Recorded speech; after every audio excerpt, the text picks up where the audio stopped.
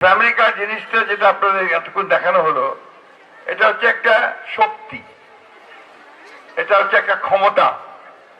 এই কার্ডটা আপনাকে সেই ক্ষমতা দেবে যে ক্ষমতা দিয়ে আপনি সকলের সামনে দাঁড়াতে পারবেন।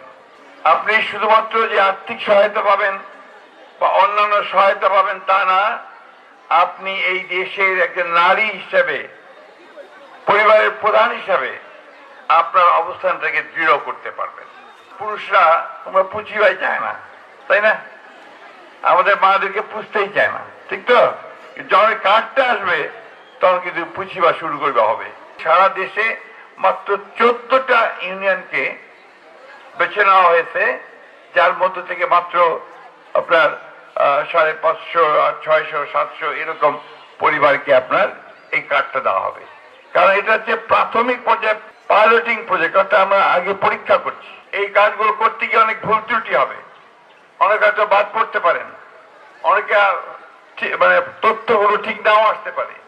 এই কাজটার মধ্য দিয়ে আমরা সেইগুলোকে শুধরে নেব।